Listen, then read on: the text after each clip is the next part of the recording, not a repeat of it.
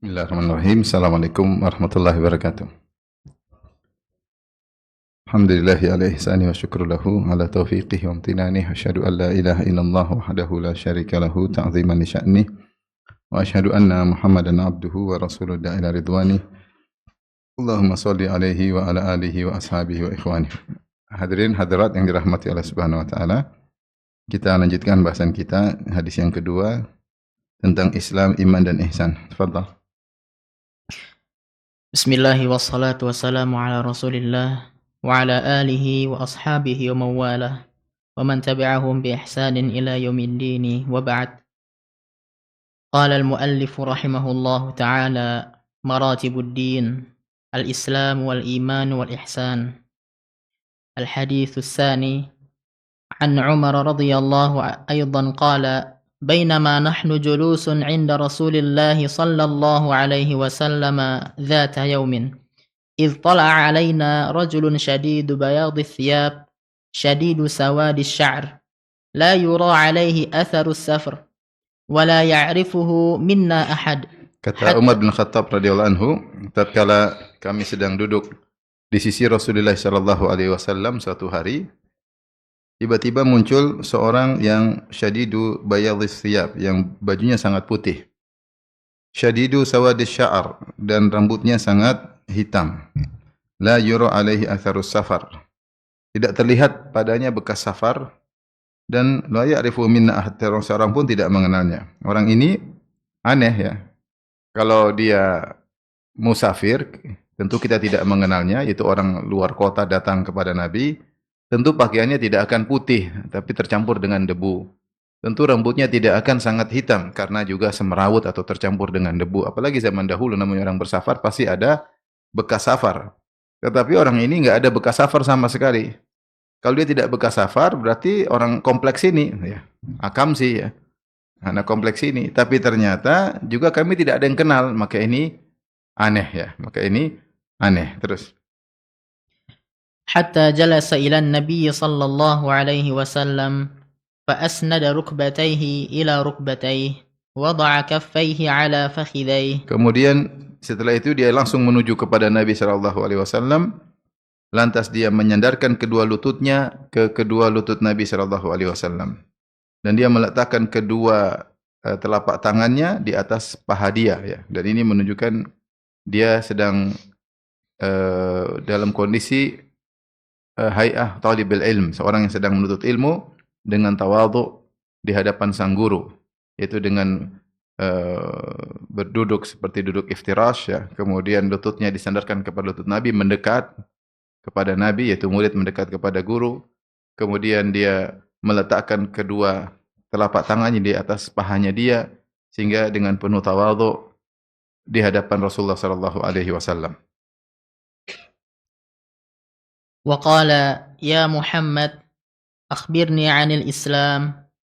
فقال رسول الله صلى الله عليه وسلم الإسلام أن تشهد أن لا إله إلا الله وأن محمد رسول الله وتقيم الصلاة وتؤتي الزكاة وتصوم رمضان وتحج البيت إن استطعت إليه سبيلا.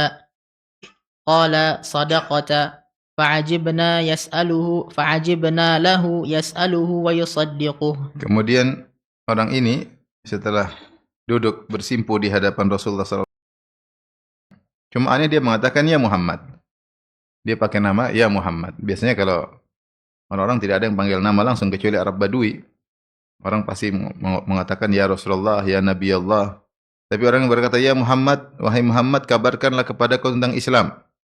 Maka Rasulullah SAW menjawab, dia tanya, Rasulullah menjawab.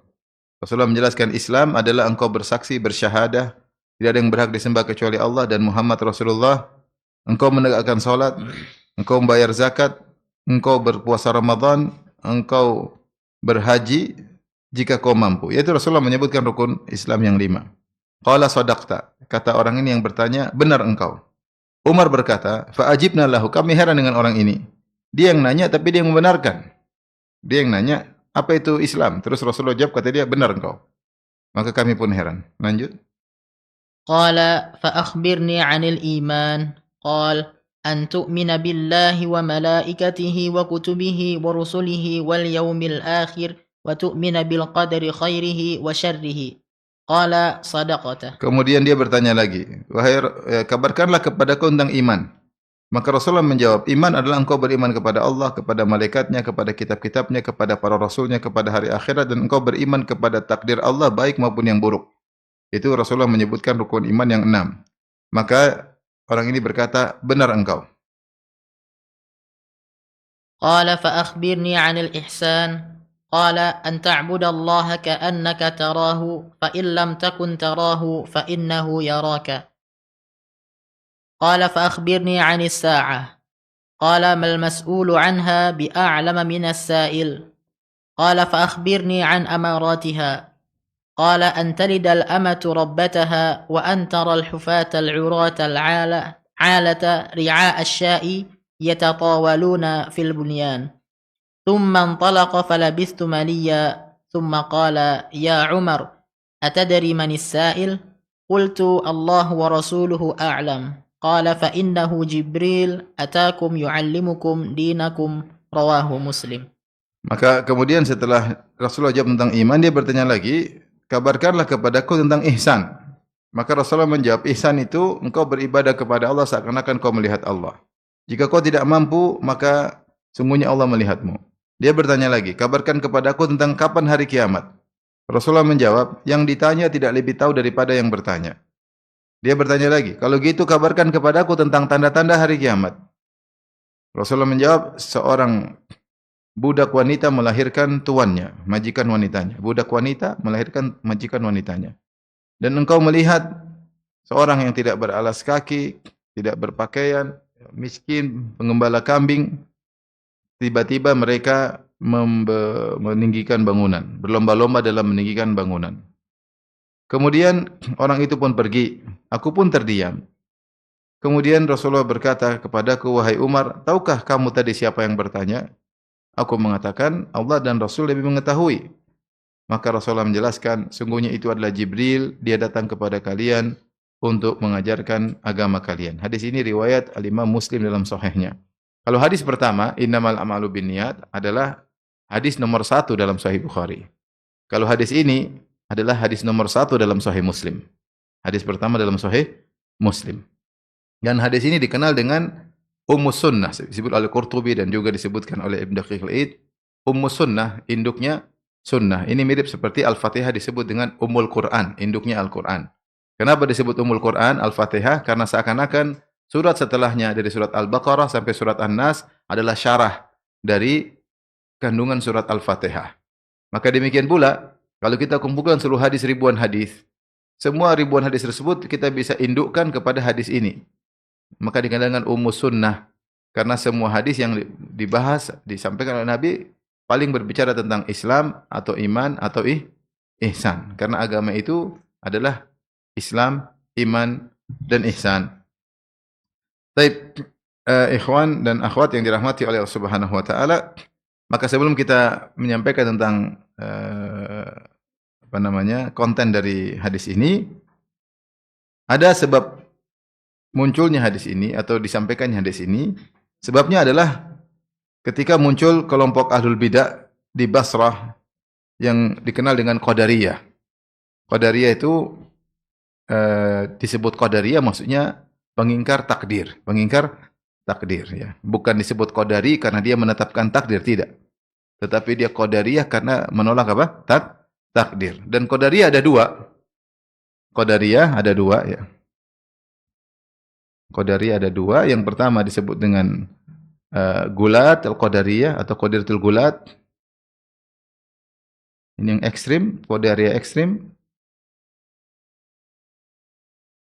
Kemudian yang kedua adalah Al-Qadariyah yang kenal sekarang Al-Qadariyah Al-Mu'tazilah. Qadariyah Mu'tazilah yang biasa. Yang Mu'tazilah. Syiah Rafidhah juga demikian. Adapun Qadariyah ekstrim ini mereka mengatakan Allah tidak tahu apa yang akan terjadi.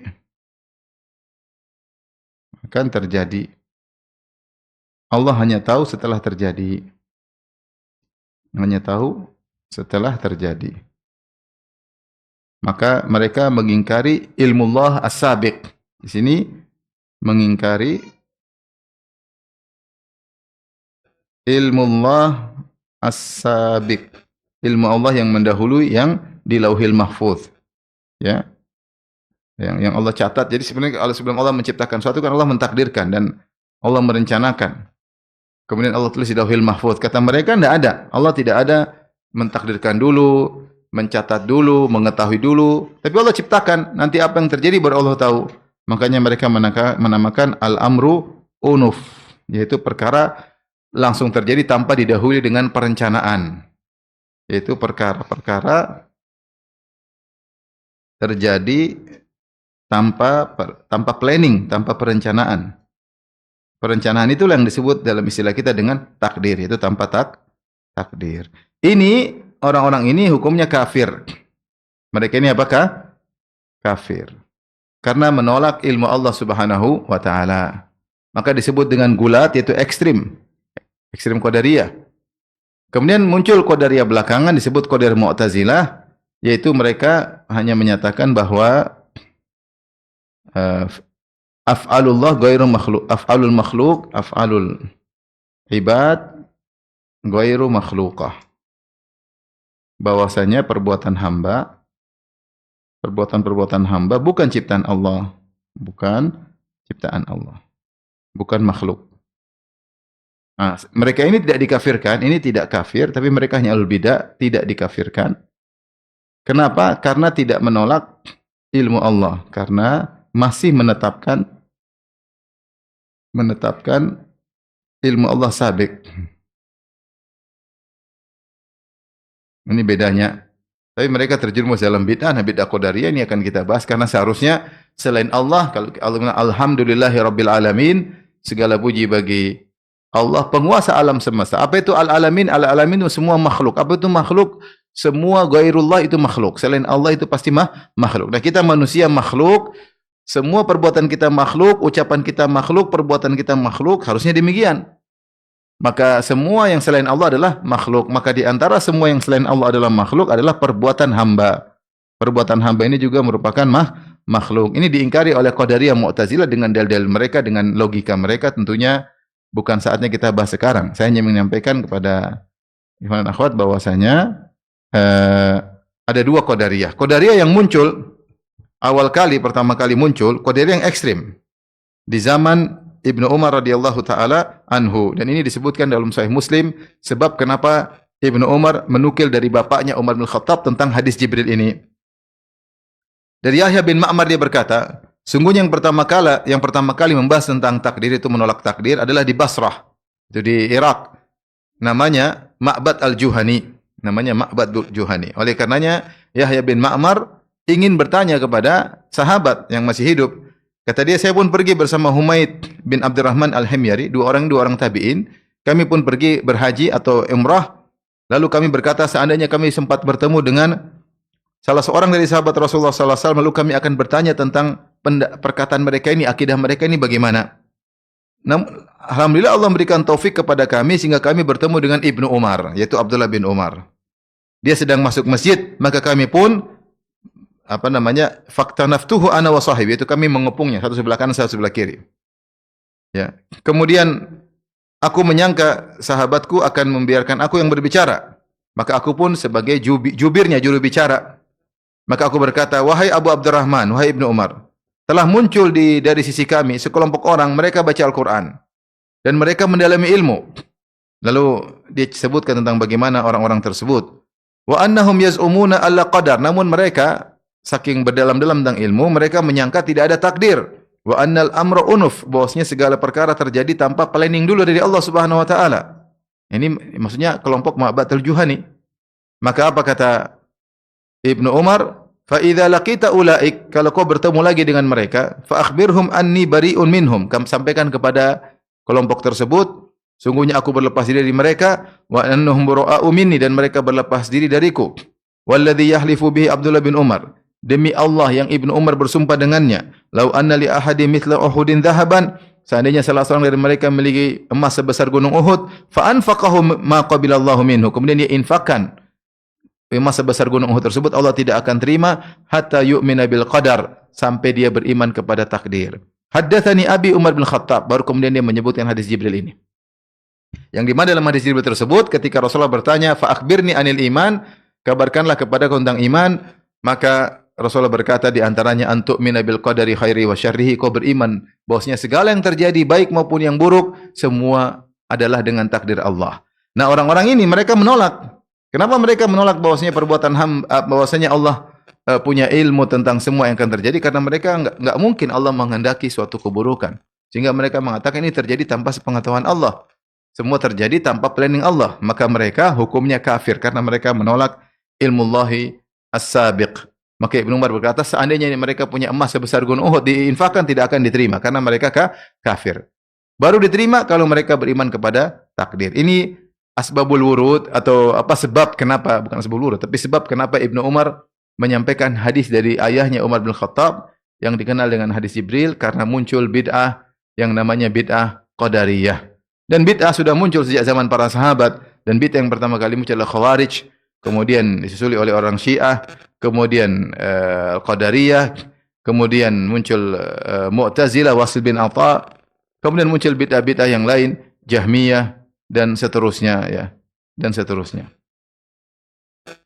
Dan itu sudah muncul sejak zaman para sahabat. Tapi sekarang kita masuk kepada konten dari hadis. Sebelum kita sampai ke konten hadis, di sini ada beberapa adab yang bisa kita ambil. Yang pertama, ikhwan dan akhwat yang dirahmati Allah Subhanahu wa taala, ya, beberapa faedah, ya. Faedah adabiyah, ya, terkait adab. Ini kita belum masuk kontennya, ya, terkait adab. Yang pertama, ya, adab seorang penuntut ilmu, adab penuntut ilmu kepada guru. Kepada guru, yaitu dengan apa? Merendah, tawadhu, merendah dan tawadhu. Ya, bagaimana Jibril alaihissalam sedang menjelma sebagai seorang Arab Badui, kemudian duduk di hadapan Nabi sallallahu alaihi wasallam dengan bersimpuh, meletakkan kedua tangannya dengan penuh sopan santun, kemudian berbicara kepada Nabi sallallahu alaihi wasallam. Yang kedua, memakai pakaian yang rapi. Memakai pakaian yang rapi. Yang rapi. Baik guru maupun murid. Guru maupun murid. Kalau murid dalilnya apa? Dalilnya karena Jibril datang dalam bentuk orang yang berpakaian syadidu bayadhi thiyab wa syadidu sawadi sa'ar. Yaitu baju yang putih, baju putih bersih. Putih bersih. Kemudian rambut hitam. Maksudnya rapi. Rambut rapi hitam. Menunjukkan seorang penuntut ilmu di antaranya dia berpakaian yang baik. Kemudian adapun guru, kenapa disebut guru? Karena Jibril alaihissalam meskipun dia sedang berlagak sebagai seorang murid, dia juga seorang guru. Makanya Rasulullah SAW di akhir hadis mengatakan, "Hadza Jibrilu yu'allimukum dinakum."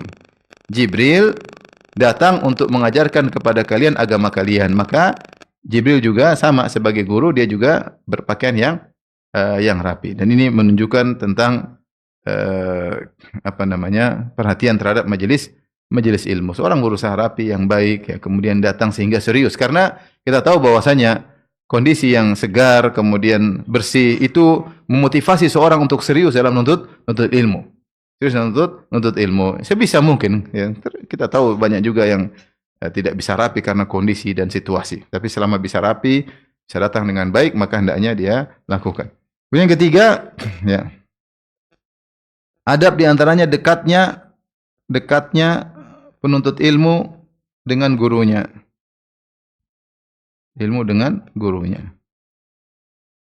Ya, bagaimana Jibril alaihissalam dekat dengan Nabi sallallahu alaihi wasallam, bersimpuh di hadapan Nabi.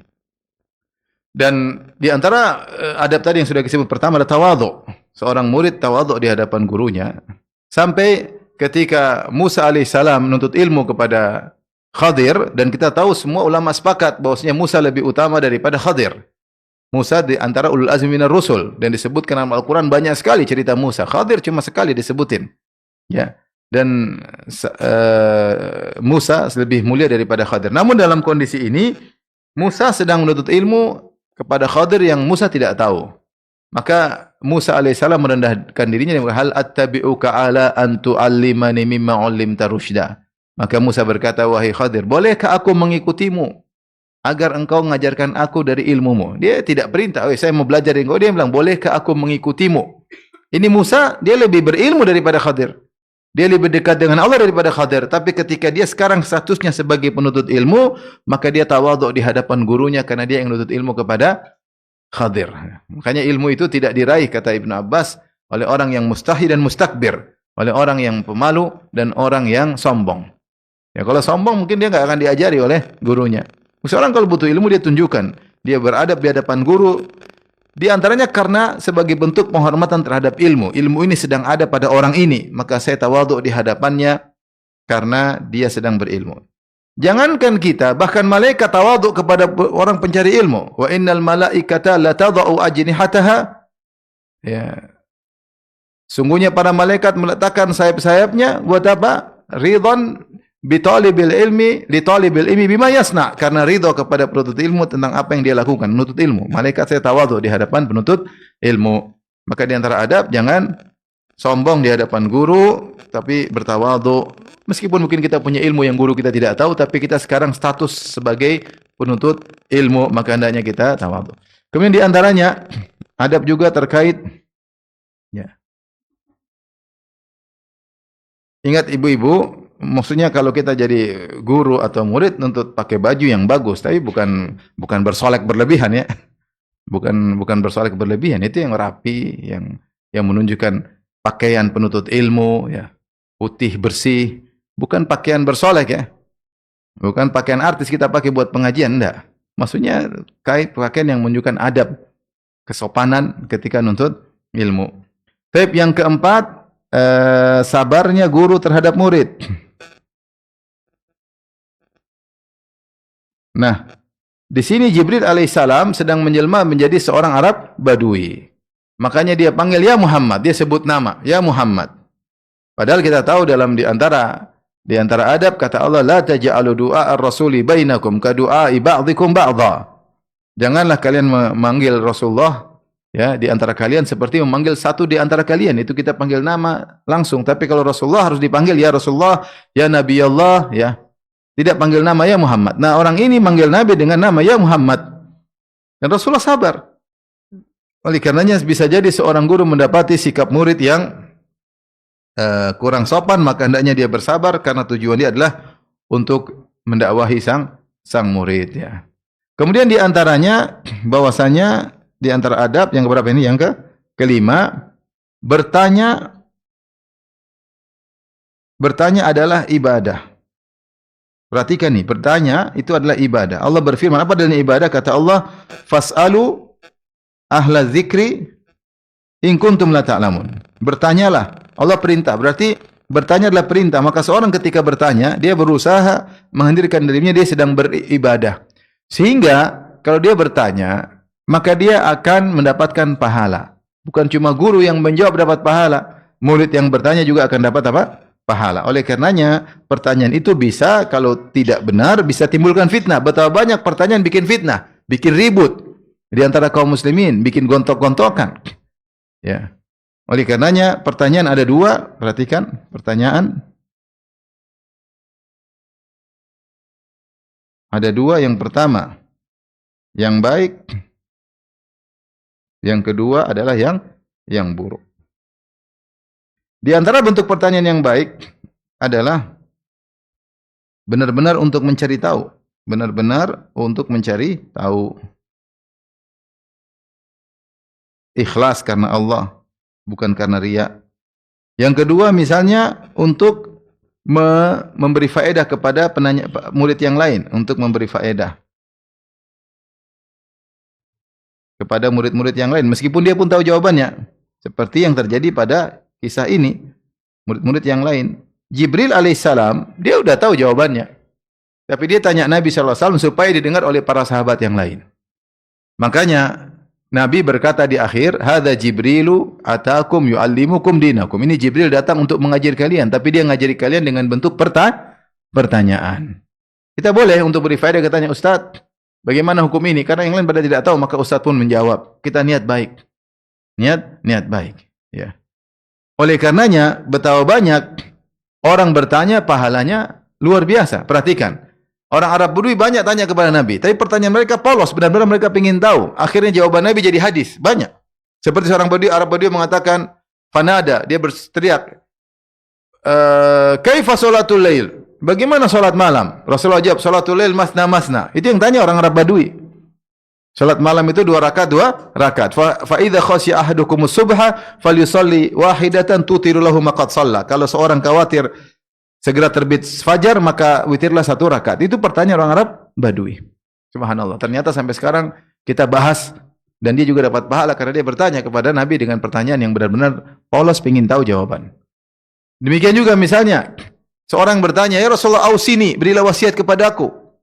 Kata Rasulullah, "La taghdab." Subhanallah. Sampai sekarang kita dapat faedah. Jangan marah. La taghdab walakal jannah. Jangan kau marah, maka kau masuk surga. Tahu enggak ibu-ibu hadis ini? Apa tadi? La taghdab walakal jannah. Jangan marah, jangan suka ngomel ibu-ibu. Kalau masuk surga jangan suka ngomel. Kemudian lihatlah ketika ada Arab Badui bertanya, "Ya Rasulullah, mata sa'ah?" Rasulullah, kapan hari kiamat? Dan dia bertanya bukan karena iseng-iseng, enggak, memang dia ingin tahu hari kiamat kapan. Maka Rasulullah balik bertanya sama dia. Ya. Wa madza adatalah? Karena Rasulullah tidak tahu kapan hari kiamat. Kata Rasulullah, "Apa yang kau siapkan untuk hari kiamat?"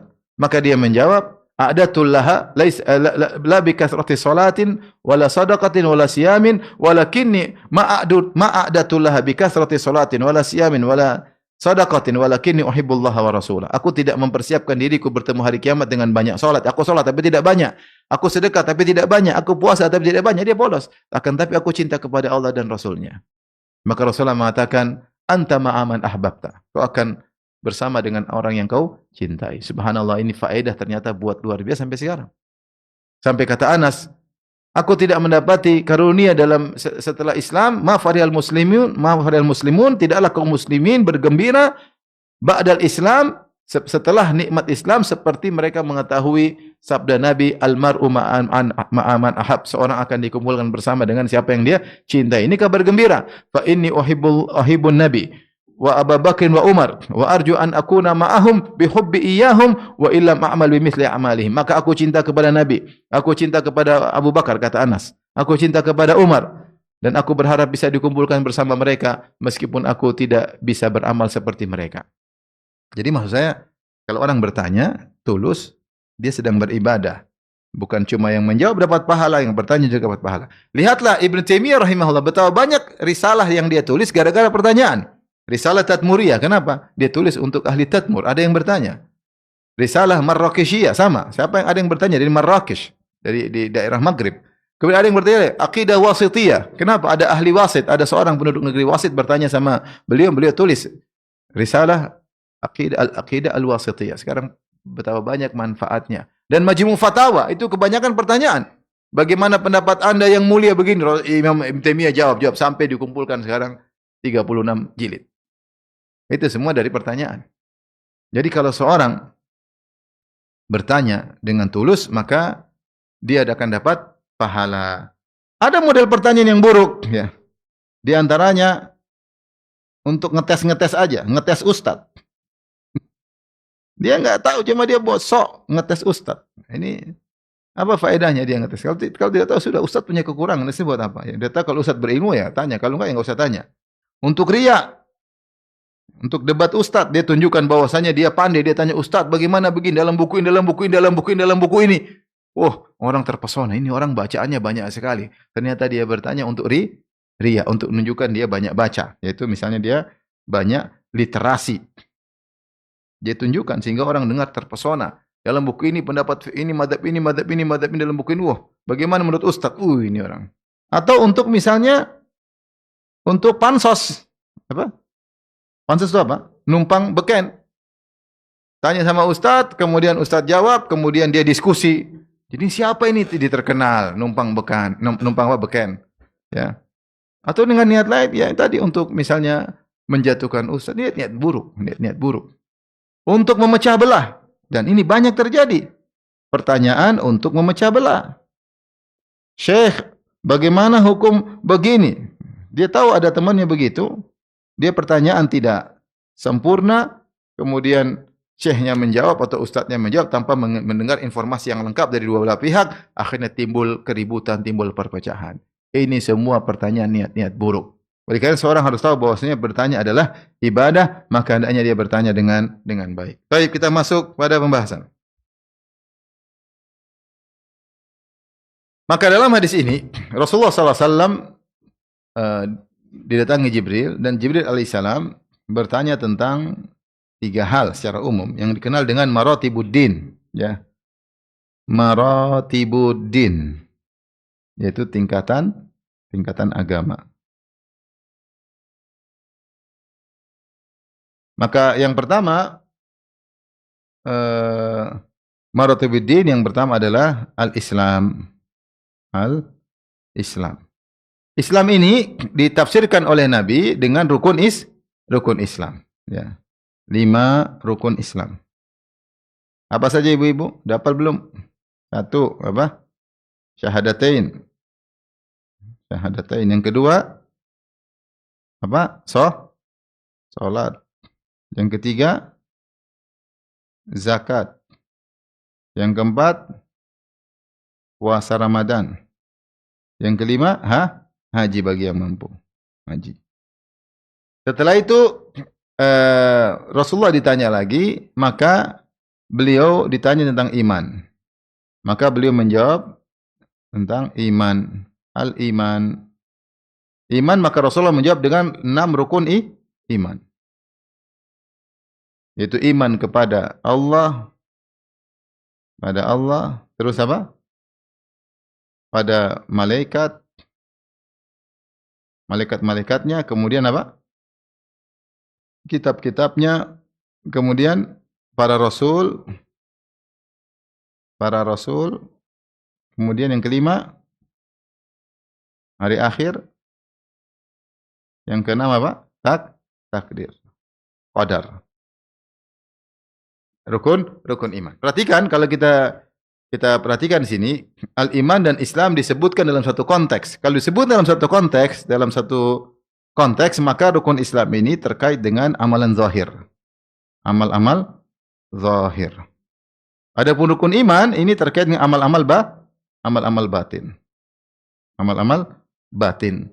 Sehingga saya sempat lihat di situ, kalau kita gambarkan Islam ibarat atau agama ini ibarat pohon, kalau kita ibaratkan agama itu ibarat pohon, jika agama atau iman ibarat pohon, maka kita bisa bagi, sebenarnya ini adalah tanah, maka rukun iman itu di bawah semuanya ada 6, ya. Iman kepada Allah, ini akarnya. Iman kepada Allah. Kemudian ada 6, ya. 1, ya. 2, ya. 1, 2, ya. 3 misalnya. Ya, iman kepada Allah, kemudian kepada apa? Malaikat, pada kitab, Rasul, kemudian apa? Rasul, kemudian apa? Hari akhir, kemudian takdir. Nah, adapun yang di atas ibarat pohon yang kelihatan zahir. Ibarat pohon, kemudian ada cabang-cabangnya.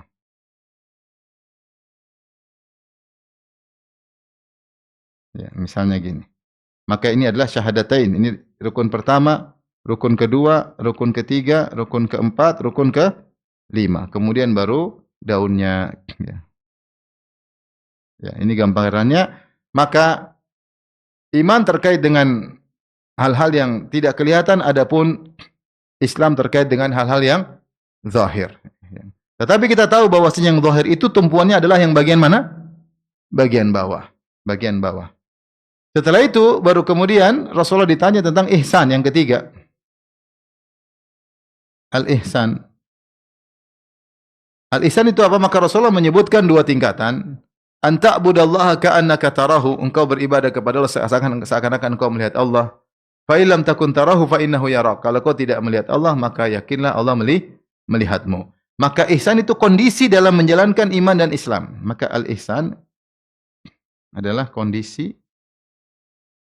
seseorang dalam menjalankan ibadah.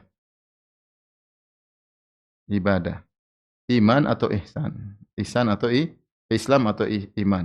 Islam atau iman. Maka seorang dalam menjalankan Islam atau iman, ya, maka dia meyakini bahwasanya Allah sedang melihatnya, atau dia meyakini dia sedang melihat Allah Subhanahu wa taala. Ini gambaran. Maka disebut dengan maratibuddin karena Islam, iman dan ihsan adalah tingkatan-tingkatan agama. Nah, dari sini kalau kita mau buat himpunan, paham Ibu ini? Kita buat himpunan, maka kita bisa bikin himpunan misalnya yang paling besar disebut dengan al-Islam. Kemudian di dalamnya ada namanya al-iman. Al-iman. Di dalamnya lagi ada al-ihsan. Al-ihsan. Orang yang Islam belum tentu iman, orang iman belum tentu ihsan. Jadi ini derajat yang paling tinggi. Derajat yang paling tinggi. Karena orang yang Islam berarti dia masih perhatian kepada zahirnya, kurang terhadap batinnya. Ya, untuk mencapai derajat iman dia harus perhatian sama batin juga. Makanya Allah mengatakan dalam Al-Qur'an, qalatil a'rabu amanna qul lam tu'minu walakin qulu aslamna. Ya, berkata orang Arab Badui dalam surat Al-Hujurat, orang Arab Badui berkata, kami sudah beriman. Maka Allah mengatakan, lam tu'minu, kalian belum beriman. Walakin qulu aslamna, tapi katakanlah kalian masih Islam. Walamma yadkhulul imanu fi qulubikum, iman belum masuk dalam hati kalian. Perhatikan iman. Walamma yadkhul imanu fi qulubikum. Fi qulubikum. Ini dalil-dalil bahwa derajat iman lebih tinggi dari apa? Islam. Ini di antaranya. Kata Allah membantah orang-orang Badui yang mengatakan mengaku beriman. Kata Allah, walakin qulu aslamna, kalian baru masuk Islam. Walamma yadkhul imanu fi qulubikum, iman kalian belum masuk dalam hati. Ini di antara dalil bahwasanya iman lebih tinggi daripada Islam, ya. Demikian dalam firman Allah Subhanahu wa taala, fa akhrajna man kana fiha minal mu'minin. Fama wajada fiha ghayra baitin minal muslimin. Dalam surat Az-Zariyat kata Allah Subhanahu wa taala, fa akhrajna man kana fiha minal mu'minin. Fama wajadna fiha ghayra baitin minal muslimin. Perhatikan, ini cerita kaum Nabi Lut yang diselamatkan. Ketika Allah turunkan azab kepada kaum Nabi Lut, Allah berkata, perhatikan, fa akhrajna man kana fiha minal mu'minin, maka kami selamatkan dari negeri tersebut dari kalangan kaum mukminin. Siapa? Nabi Lut dan dua putrinya. Selamat. Fama wajadna fiha ghayra baitin minal muslimin. Yang kami dapati di kampung tersebut ada hanya satu rumah. Satu rumah, rumahnya kaum muslimin. Kenapa Allah bedakan mukmin dengan muslimin? Kata para ulama, karena yang selamat benar-benar orang beriman, adapun pemilik rumah ada istrinya Nabi Lut dan zahir dia munafik, dia menampakkan keislaman di hadapan siapa? Nabi Lut. Sehingga dia seakan-akan minal muslimah, tetapi dia bukan minal muslimah. Karena rumah itu yang tempati adalah orang mukmin, orang muslim, maka Allah membuat standar paling rendah. Kata Allah, "Fama wajadna fiha ghayra baitin minal muslimin." Kami tidak dapati rumah yang selamat kecuali rumahnya apa? Kaum muslimin. Maksudnya Nabi Lut dan putrinya dan istrinya. Tapi yang selamat cuma yang beriman. Ini dalil bahwasanya beda antara mukmin dengan muslim. Demikian juga ketika dalam hadis, ketika Rasulullah memuji Amr bin As, kata Rasulullah sallam, aslaman nas wa amana Amr bin As. Subhanallah. Orang-orang Islam, adapun Amr bin As iman. Berarti Amr bin As memiliki kedudukan yang spesial. Karena Rasulullah berkata, aslaman nas, orang-orang Islam, adapun Amr bin As iman. Wa amana Amr bin As. Demikian juga dalam hadis Sa'ad bin Abi Waqqas radhiyallahu ta'ala anhu ketika Rasulullah membagi pemberian kepada orang-orang, ada satu orang yang tidak dibagi. Kata Rasulullah, kata Sa'ad bin Abi Waqqas, ya Rasulullah, kau berikan kepada orang-orang sementara kau tidak beri kepada si fulan. Wa inni la arahu mu'minan. Padahal menurutku dia seorang mukmin. Kata Nabi, au musliman. Bilang muslim. Dia bilang, ya Rasulullah, saya lihat dia seorang mukmin. Kata Nabi, muslim. Bilang muslim. Sampai 3 kali atau 2 kali. Kenapa? Karena Amr bin As sedang berbicara, kalau bilang dia beriman, berarti Sa'ad bin Abi Waqqas sedang berbicara tentang hati. Maka Rasulullah bilang, jangan nilai hatinya, nilai dulu zahirnya. Maka Rasulullah berkata, awa musliman. Atau muslim. Ini dalil bahwasanya beda antara iman dengan Islam. Baik. Ya, jadi dalilnya tadi di antaranya perkataan Nabi sallallahu alaihi wasallam, aslaman nas wa amana Amr bin As. Kemudian juga tadi kata Sa'ad bin Abi Waqqas, ini arahu mu'minan, kata Nabi sallallahu alaihi wasallam, au musliman.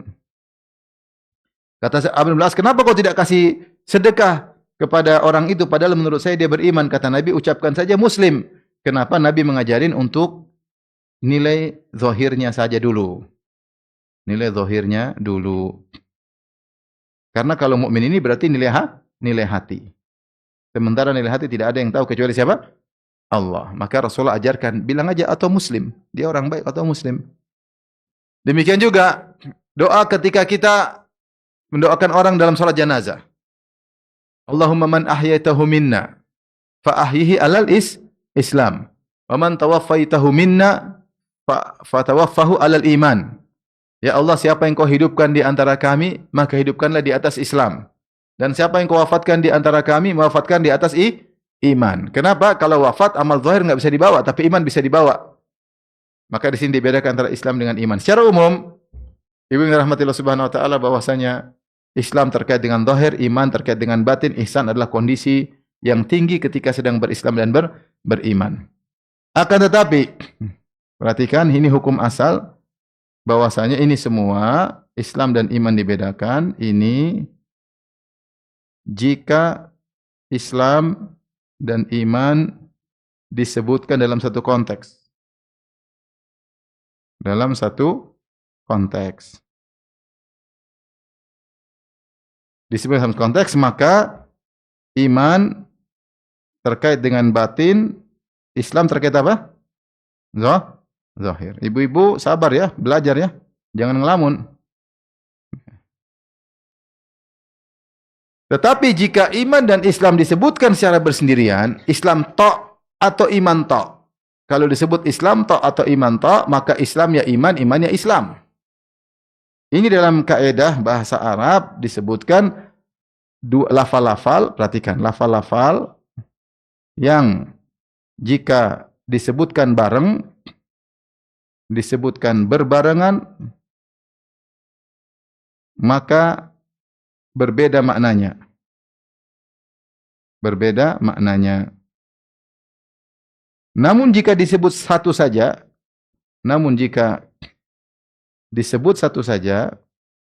salah satunya saja, maka maknanya mencakup yang kedua. Maka maknanya mencakup yang lainnya. Nah, ini dalam istilah disebut idza, dua lafal idza ijtama'a iftaraqa. Wa idza iftaraqa ijtama'a. Contoh. Lafal seperti apa? Miskin, miskin dan fakir. Fakir. Kalau disebutkan berbarengan, maka fakir lebih parah daripada miskin. Innama shadaqatu lil fuqara'i wal masakin. Sungguhnya sedekah buat para fakir, buat para miskin. Fakir apa? Fakir yang penghasilannya tidak mencukupi setengah keperluannya. Adapun miskin yang penghasilannya lebih dari setengah keperluannya. Artinya kalau ada orang kebutuhan 4 juta per bulan, ternyata penghasilan cuma 1 juta, fakir atau miskin ibu-ibu? Dia punya kebutuhan 4 juta sebulan, ternyata gajinya cuma sejuta. Fakir atau miskin? Fakir, karena tidak memenuhi setengah dari kebutuhannya. Demikian juga kalau dia cuma 1.500.000 fakir. Tapi kalau penghasilannya 3 juta, sementara kebutuhannya 4 juta, fakir atau miskin? Miskin. Karena miskin itu adalah penghasilannya lebih dari setengah kebutuhannya, tapi belum mencapai keperluan. Tapi kalau disebutkan salah satu saja, ya miskin, ya fakir. Ini orang miskin. Ya entah miskin, entah fakir. Artinya orang fakir. Fakir. Kalau disebut satu lafaz saja, fakir sama dengan miskin. Miskin sama dengan fakir. Tapi kalau digabungkan keduanya, maka berbeda. Contoh lagi yang kedua, albir wa taqwa. Taqwa dan albir. Ini kalau digabungkan, albir terkait kebajikan, at-taqwa terkait dengan meninggalkan maksiat. Kalau digabungkan. Seperti Allah berfirman, wa ta'awanu 'alal birri wa taqwa. Saling tolong menolong dalam kebajikan ketakwaan. Maksudnya tolong menolong dalam melakukan kebajikan, tolong menolong dalam meninggalkan kemaksiatan. Tapi kalau hanya disebut bir saja atau takwa saja, bir sama dengan takwa. Contoh, wallahu yuhibbul muttaqin. Allah mencintai orang yang bertakwa. Maksudnya apa? Yang meninggalkan maksiat melakukan kebajikan. Sehingga takwa mencakup bir karena yang disebut cuma takwa doang. Sama kalau disebut albir saja juga mencakup takwa. Laisal birra an tuwallu wujuhakum, laisal birra an tuwallu wujuhakum qibala al-masyriq wal maghrib, walakinnal birra man amana billah. Ya, dan seterusnya. Laisal birra an tuwallu, dan seterusnya. Ini albir mencakup takwa. Takwa mencakup bir. Jadi kalau disebut salah satunya sama dengan. Kalau disebut bareng-bareng berbeda. Di antaranya adalah Islam dan iman. Islam dan apa? Iman. Coba contoh yang dipisah. Contoh tadi kita sebutkan yang dipisah. Disebutkan salah satunya saja. Salah satunya. Contoh ya. Banyak ini banyak. Contoh misalnya doa Nabi Yusuf alaihissalam, tawaffani musliman wa alhiqni bisalihin. Taib. Wafatkan aku dalam kondisi muslim. Muslim sini maknanya amalan zahir atau mencakup iman? Mencakup karena cuma disebut muslim doang ya. Beda kalau Nabi Yusuf berkata tawaffani musliman mu'minan, baru kita tafsirkan. Muslim amal zahir, mukmin amal batin. Tapi ketika disebutkan salah satunya, berarti ya Islam ya iman, muslim ya mukmin. Faham? Ya. Misalnya Allah berfirman, ya. Ya ayyuhalladzina amanu kutiba alaikumus shiyam. Taib. Ini amanu ini mencakup Islam atau iman juga atau iman doang? Iman ya Islam, dua-duanya karena disebut cuma masalah iman. Paham Ibu? Mukmin ya muslim, muslim ya mukmin. Contoh lagi apa namanya? Misalnya Allah berfirman, "Innad dina indallahi al-Islam." Baik. Islam sini mencakup iman atau tidak? Mencakup iman. Memang terima cuma amalan zahir, amalan batin Allah tidak terima, dua-duanya Allah terima. Ini maksud saya, ini kaidah dalam syariat, jika dua kata disebutkan berbarengan dalam satu konteks, maka maknanya beda. Tapi kalau disebut salah satunya, mencakup yang lain. Mudah-mudahan ibu-ibu paham. Paham ibu-ibu? Alhamdulillah yang telah memahamkan ibu-ibu ya. Baik, sekarang kita bahas tentang ihsan ibu-ibu. Ini penting, ihsan. Dan ini yang sangat urgen dalam kehidupan kita sehari-hari. Al-ihsan. Jadi dengan demikian ibu-ibu, kita jangan hanya memperhatikan amalan zahir doang, kita juga perhatikan amalan batin. Jadi belajar bukan cuma fikih wudu, fikih salat, fikih haji, belajar juga akidah. Iman kepada Allah, iman kepada Nabi, itu adalah pondasi, sangat penting kita belajar akidah. Jangan dianggap remeh. Karena akidah ini pondasi luar biasa. Kalau pondasinya kuat, maka pahala amal zahirnya lebih tinggi. Dulu para sahabat kenapa amal mereka pahalanya banyak dibandingkan orang belakangan? Karena iman mereka tinggi. Sampai Rasulullah mengatakan, "Ya law anna ahadakum anfaqa mithla Uhudin dhahaban ma balagha mudda ahadim wala nasifahu." Kalau salah seorang dia akan infak emas sebesar gunung Uhud, tidak akan sama dengan infak sahabat meskipun hanya 1 genggam, 2 genggam gandum atau setengah genggam. Apa yang membedakan? Karena iman sahabat sangat tinggi. Kuatnya iman mempengaruhi kualitas ibadah. Kuatnya iman mengaruhi kualitas apa? Ibadah. Jadi benar kita belajar amal zahir penting. Salat, zakat, puasa, haji itu penting. Tetapi jangan lupa untuk belajar akidah, masalah keimanan. Baik, di antara yang menjadikan suatu amal berkualitas adalah ihsan. Ihsan tadi dua tingkatan. Tingkatan yang pertama, anta'budallah ka'annaka tarahu, ibadah kepada Allah seperti melihat Allah.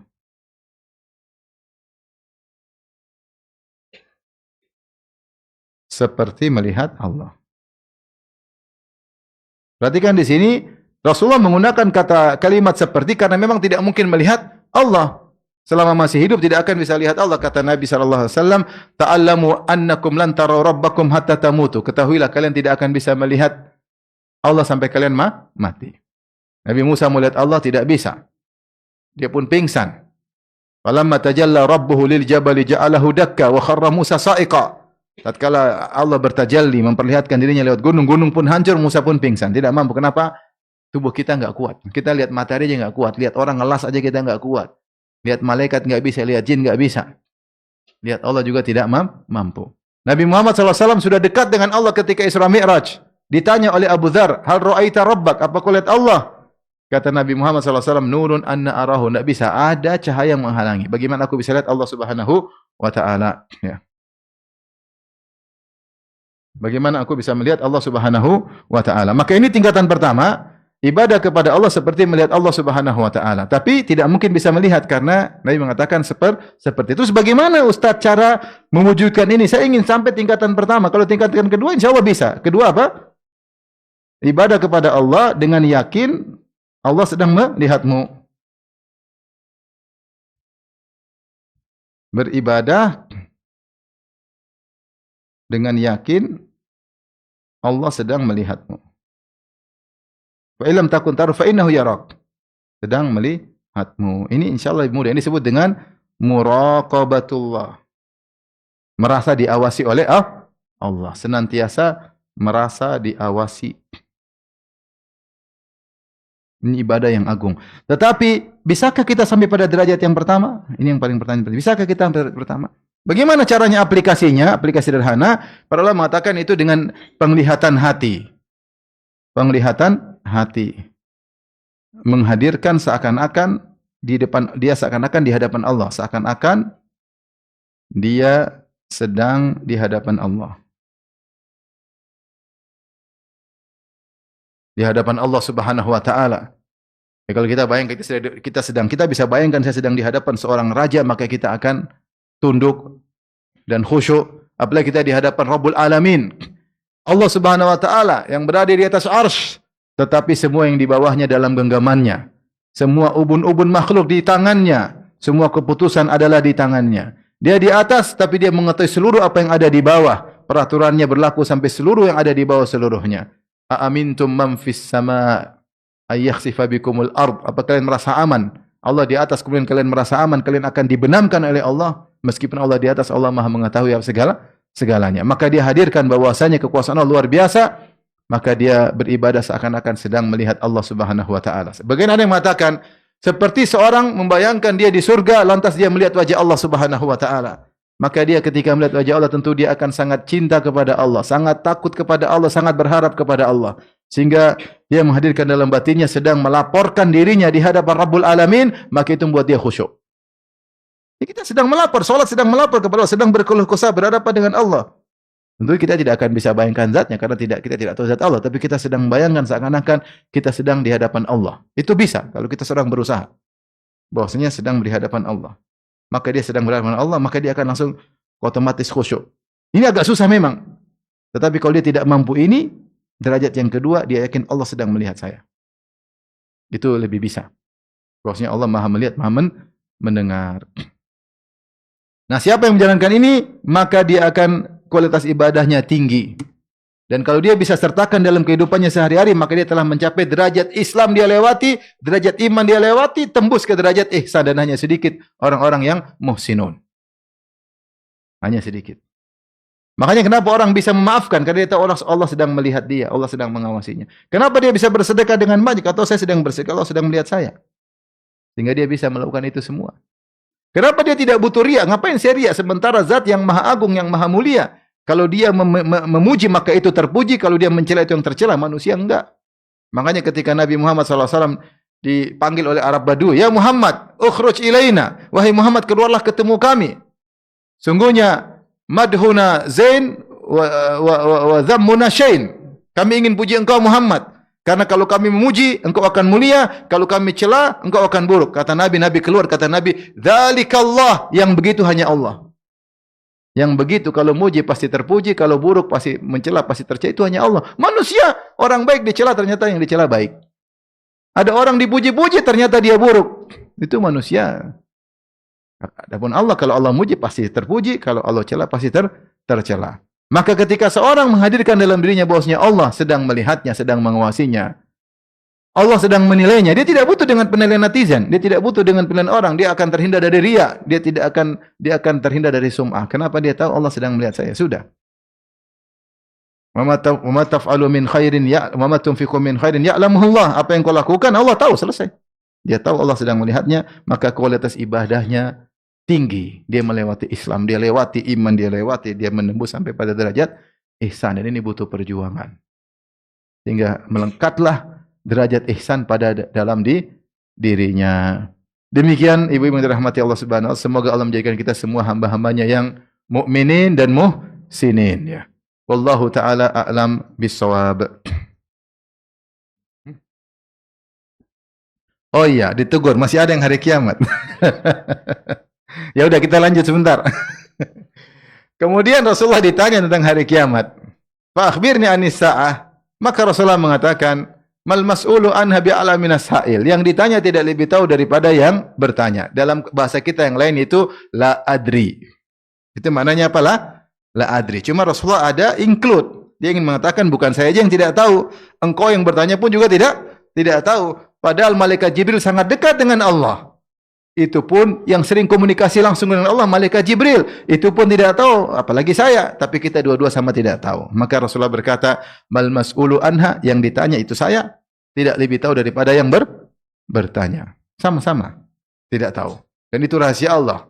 Innallaha indahu ilmus sa'ah. Sungguhnya di antara ilmu yang Allah sembunyikan adalah ilmu tentang hari kiamat. Benar Rasulullah SAW menyebutkan tanda-tandanya.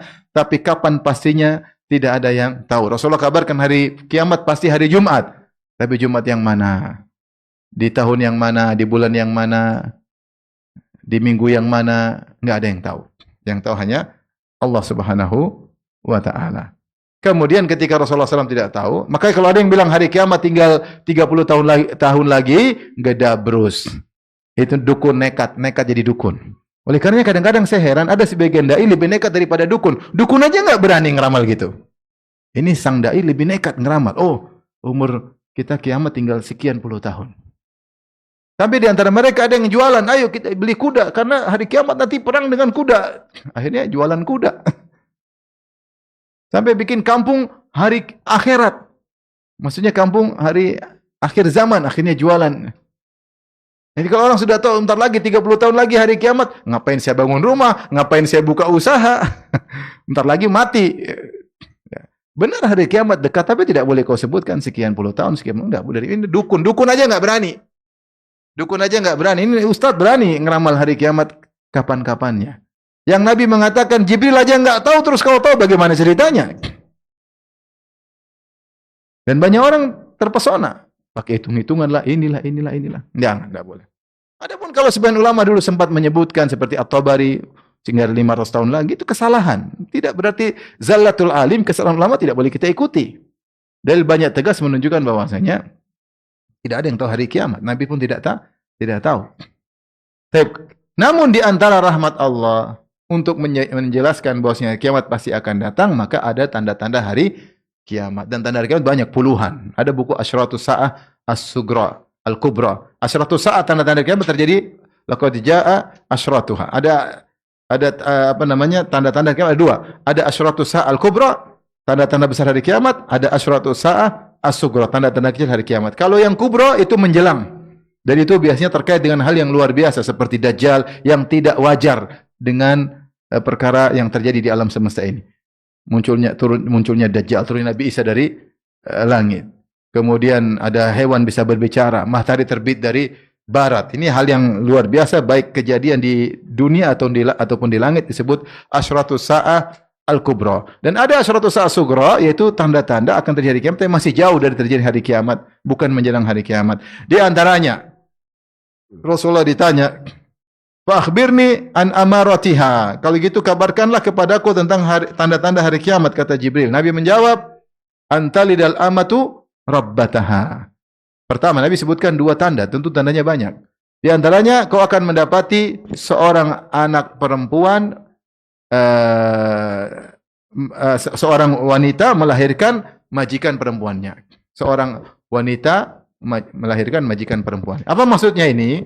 Ini mengisyaratkan bahwasanya akan terjadi banyak al-futuhat al-islamiyah, yaitu bahwasanya Islam akan melebar, berkuasa, sehingga banyak negara-negara akhirnya ditaklukkan oleh kaum muslimin, sehingga ditaklukkan akhirnya ada anak kecil yang dijadikan tawanan.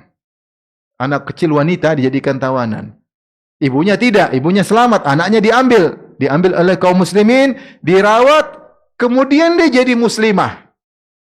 Dia jadi muslimah, kemudian dia kaya, kemudian dia beli budak, kebetulan yang dia beli ibunya sendiri. Ini mungkin terjadi. Ini salah satu tafsiran. Maka dikatakan antalidul amatu rabbata, seorang budak wanita melahirkan majikan perempuannya. Bagaimana kok bisa demikian? Tadi ceritanya, ada anak kecil ditawan, anak ini kafirah asalnya.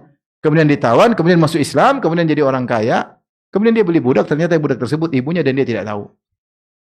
Sehingga dia berintahin ibunya sendiri padahal ibunya tidak tahu. Ada yang mengatakan maknanya adalah majazi. Maksudnya dia menjelang hari kiamat akan terjadi kedurhakaan besar-besaran sampai seorang anak perempuan merintah ibunya seperti pembantunya sendiri. Ibunya diomel-omelin, dibentak-bentak, tanpa digaji, dimarah-marahin. Ada atau tidak? Mungkin belum sampai segitu, tapi memang sekarang sudah mulai muncul seorang anak memperkerjakan ibunya tanpa gaji. Ngurus cucu, ini kan cucu mama. Dia bersolek ke sana kemari, ke mall. Anaknya disuruh yang ngurus apa? Ibunya tanpa digaji. Ini mirip budak. Kalau pembantu kan digaji. Kalau budak tidak digaji. Ini ada kecil-kecilan seperti ini. Tapi bukan itu maksudnya benar-benar seperti budak. Durhaka luar biasa. Sehingga orang tua disuruh-suruh selayaknya budak, dihina, mungkin dipukul, ditendangin. Selayaknya budak. Ini menunjukkan durhaka akan muncul besar-besaran menjelang hari kiamat. Yang kedua, antara al-hufat al-urat, aku akan dapat bagaimana penggembala kambing yang tidak pakai baju, cuma pakai sarung, kemudian tidak pakai alas kaki, di mana di padang rumput gembala kambing, tiba-tiba mereka bisa membangun bangunan yang tinggi, dan itu terjadi. Antum coba tanya kepada misalnya negara-negara Arab sekarang ini, 50 tahun lalu mereka seperti apa? Mungkin di antara mereka ada yang cuma gembala kambing. Tiba-tiba 50 tahun kemudian mereka punya ini, punya anu. Ini masih kecil, bapaknya miskin, dia masih kecil, gembala kambing. Tahu-tahu sekarang udah gede, dia punya bangunan tinggi. Bahkan bikin bangunan-bangunan yang pencakar langit. Itu terjadi, benar-benar terjadi. Kalau kita kembali 50 tahun, 60 tahun, 70 tahun sebelumnya, negara Arab seperti apa? Banyak penggembala kambing yang miskin. Tahu-tahu mereka sekarang kaya raya. Bangga-banggaan. Indonesia juga ada yang seperti itu. Tadinya semua orang miskin, tahu-tahu jadi kaya raya, banyak. Entah gimana caranya. Tapi bisa terjadi, bisa terjadi. Dan ini apakah pujian atau celaan? Tidak pujian, tidak celaan. Karena boleh saja seorang bangun bangunan yang tinggi. Yang dicela, yatatawalun, bangga-banggaan.